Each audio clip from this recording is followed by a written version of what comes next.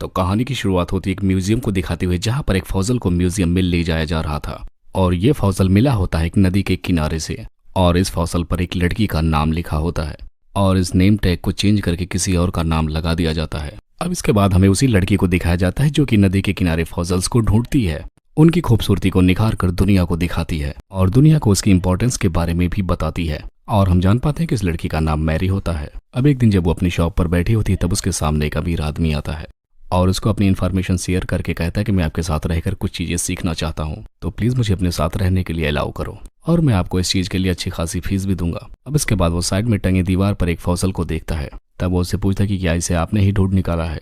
तब वो बताते हैं कि जी हाँ, मैंने ही इसे ढूंढ निकाला है।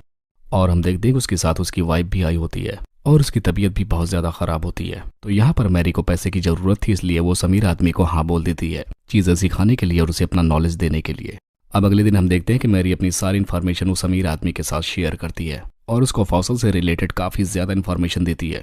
उसको ये भी बताती है कि कौन से फॉसिल्स इंपॉर्टेंट है और कौन से बेकार होते हैं। अब अगले दिन वो अमीर आदमी दोबारा से मैरी के पास आता है और यहाँ पर वो उसे रिक्वेस्ट करता है कि क्या तुम मेरी बीमार बीवी का देखभाल कर सकती हो, क्योंकि मुझे 6 दिनों के लिए बाहर जाना होगा, जिसकी वजह से मैं उसकी देखभाल नहीं कर पाऊंगा। तो प्लीज तुम कुछ दिनों के लिए मेरी वाइफ की देखभाल करो और इस काम के लिए मैं तुम्हें मुंह मांगी रकम दूंगा। तो अब मैरी को काफी पैसों की जरूरत थी, जिसकी वजह से वो उसे हाँ बोल देती है। अब अगले दिन हम देखते हैं कि शार्लेट मैरी से मिलने के लिए आती है। अब एक दूसरे के सामने आने के बाद ये दोनों काफी ज्यादा चेंज बिहेव करते हैं। इसी के साथ साथ ये दोनों एक शीशोर पर जाते हैं ताकि वो वहां पर एक साथ टाइम स्पेंड कर सकें। लेकिन यहाँ आने के बाद हम देखते हैं कि ये दोनों एक दूसरे से बात भी नहीं करते और इन दोनों के बीच की दूरी काफी ज्यादा होती है। यहाँ पर हम जान पाते हैं कि शार्लेट को पानी से बहुत ज्यादा डर लगता है, जिसकी वजह से वो पानी का मुकाबला करने के लिए पोर्ट हाउस पर बैठी होती है और वो वहां से पानी में जाने की कोशिश करती है। और जैसे ही वो पानी में उतर जाती है, वैसे ही वहां की तेज लहरें उसे नीचे की तरफ ढकेलने लगती हैं, जिसकी वजह से उसे काफी ज्यादा चोटें भी आ जाती हैं। अब पानी में काफी देर रहने की वजह से उसे बुखार भी आ जाता है, जिसकी वजह से उसकी तबीयत और भी ज्यादा बिगड़ने लगती है और इतने में ही वो मैरी के घर पर जाकर बेहोश हो जाती है। तब यहाँ पर मैरी अपनी मॉम को आवाज लगाती है। अब इसके बाद डॉक्टर को बुलाया जाता है, जिसके बाद शार्लेट की तबीयत काफी ज्यादा खराब हो गई थी। तब यहाँ पर डॉक्टर उससे कहता है कि आपको इसकी पूरी देखभाल करनी पड़ेगी, तभी ये खुद को रिकवर कर पाएगी। अब मैरी काम पर भी नहीं जाती और पूरा दिन शार्लेट के साथ रहना पड़ता है। अब शार्लेट को ठीक करने के लिए मैरी अपनी एक एक्स गर्लफ्रेंड के पास जाती है और उनसे दवा मांगती है। एक्चुअली मैरी इनके साथ बिल्कुल भी अब कांटेक्ट में नहीं होती है, लेकिन उनकी फ्रेंडशिप आज भी जिंदा थी। और यहाँ पर अब मैरी सिर्फ दवा लेकर वहां से सीधा चली जाती है। अब मैरी घर आने के बाद लाई हुई दवा शार्लेट पर लगाती है और उसकी दवा लगाते ही शार्लेट काफी तेजी से ठीक होने लगती है। अब अगले दिन शार्लेट मैरी से बीच पर जाने की जिद करने लगती है, क्योंकि वो कहती है कि मैं बिल्कुल ठीक हो चुकी हूँ और प्लीज मुझे अपने साथ बीच पर लेकर चलो। अब इसके बाद हम देखते हैं कि बीच पर पहुंच जाने के बाद ये दोनों एक दूसरे के साथ काफी अच्छा खासा टाइम स्पेंड करते हैं। अब घर आ जाने के बाद शार्लेट भी काम करने के लिए जिद करने लगती है, जिसके बाद उन्हें कोयला लाने के लिए भेजा जाता है और कोयला लाने के समय वो वहीं पर फिसल जाती है, जिसके बाद वो अपने रूम में आकर रोने लगती है। रात के टाइम मैरी एक शीशे पर काफी अच्छी खासी क्रिएटिविटी कर रही होती है। तब शार्लेट बोलती है कि लाओ मुझे दे दो, क्योंकि मैं भी ये क्रिएटिविटी करना चाहती हूँ। अब इसके बाद ये क्रिएटिविटी शार्लेट खुद ही करती है और ये मास्टरपीस मैरी के दिल के काफी ज्यादा करीब आ जाती है। अब रात के टाइम जब मैरी अकेले बेड पर सो रही होती है, तब शार्लेट बोलती है कि वो उसके साथ बेड पर आकर सो सकती है। अब अगले दिन जब डॉक्टर शार्लेट को देखने के लिए आता है, तब वो मैरी को एक पार्टी के लिए भी इन्वाइट करता है। तब उससे मैरी कहती है कि अगर वो जाएगी तो उसके साथ शार्लेट भी जरूर जाएगी। अब इसके बाद हम देखते हैं कि पार्टी स्टार्ट हो जाती है, जहां पर मैरी काफी अकेला महसूस कर रही होती है, क्योंकि जो शार्लेट होती है वो बाकी लड़कियों के साथ टाइम स्पेंड कर रही होती है। तब मैरी को यह सब कुछ देखकर जेलस फील होता है, जिसके बाद वो पार्टी में शार्लेट को अकेला छोड़कर वहीं से निकल जाती है और सीधा अपने घर आ जाती है।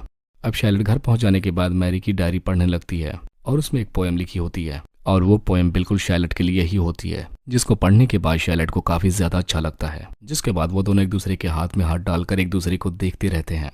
तब फिर अगले दिन उन्हें बीच पर एक फॉसिल मिलता है, जिसके बाद वो दोनों उस फॉसिल को घर पर लेकर आते हैं और उस पर अपने काम शुरू कर देते हैं। अब अगले दिन वो दोनों बीच पर फिर से जाते हैं, जहां पर मैरी पानी में उतर जाती है और वो पानी में शार्लेट को भी आने के लिए इनवाइट करती है। और ये वो टाइम होता है जब शार्लेट मैरी पर भरोसा करके उसके पास पानी में आने लगती है। अब अगले दिन मैरी की शॉप पर एक पर्सन आता है, जो कि उसके द्वारा खोजे गए फॉसिल को खरीदना चाहता है, लेकिन वो उसके लिए काफी कम पैसे दे रहा था। तब शार्लेट काफी चालाकी से उस आदमी को बताती है कि इस फॉसिल को ढूंढने में बहुत सारी मेहनत लगी है, तो आपको मैरी के मेहनत के पैसों को देना चाहिए। और ऐसा सुनने के बाद वो आदमी कन्विंस हो जाता है, जिसके बाद वो मैरी को उसके बताए हुए कीमत दे देता है। अब इसके बाद शार्लेट को एक लेटर मिलता है, जिसमें उसका हस्बैंड उसे अपने पास आने के लिए बुला रहा होता है। तब शार्लेट उस लेटर को पढ़ने के बाद काफी ज्यादा अपसेट हो जाती है और अगले दिन शार्लेट वहां से चली ही जाती है और मैरी हमेशा के लिए अकेली हो जाती है और अब मैरी की लाइफ में उसकी मॉम भी नहीं रह गई थी क्योंकि वो भी एक्सपायर हो गई थी। तब उसके घर पे उसकी फ्रेंड आकर उसे कहती कि उसे शैलेट के पास जाना चाहिए और उससे मिलना भी चाहिए। जिसके बाद मैरी को शैलेट का एक लेटर मिलता है और वो लेटर पढ़ते ही मैरी शैलेट के पास पहुंच जाती है। तो यहाँ पर जैसे ही शैलेट मैरी को अपने सामने देखती है वो बहुत ज्यादा खुश हो जाती है और ये दोनों दौड़कर गले लगते हैं। जिसके बाद शैलेट फौरन मैरी को अपने साथ अपने रूम में ऊपर लेकर जाने लगती है। तब वो उसे बताते हैं कि ये अब तुम्हारा ही रूम है और आज से अब हम दोनों साथ में ही रहेंगे क्योंकि मेरा हस्बैंड ज्यादातर घर के बाहर ही रहता है। और ऐसा सुनने के बाद मैरी को काफी ज्यादा बुरा लगता है क्योंकि मैरी शैलेट के साथ रहना चाहती थी लेकिन इस तरीके से नहीं। तब यहाँ पर उसे पता चलता है कि वो जिस तरीके से शैलेट के लिए फील करती है शैलेट उसके लिए फील नहीं करती। जिसके बाद मैरी गुस्से में आकर वहां से चली जाती है और इस बात से उसको काफी ज्यादा बुरा लगता है कि इतनी दूर तो वो सिर्फ इसीलिए नहीं आई थी। अब इसके बाद लास्ट सीन में हम देखते हैं कि ये दोनों औरतें वहीं पर दिखाई जाती हैं जहां पर उनके फॉजल रखे गए थे और इनकी म्यूजियम भी वहीं पर थे और ये वही फॉजल होता है जो कि मैरी ने ढूंढा था और वहां पर किसी और का नाम पाकर मैरी को काफी ज्यादा बुरा लगता है और इसी को दिखाते हुए इस मूवी का यहीं पर एंड हो जाता है।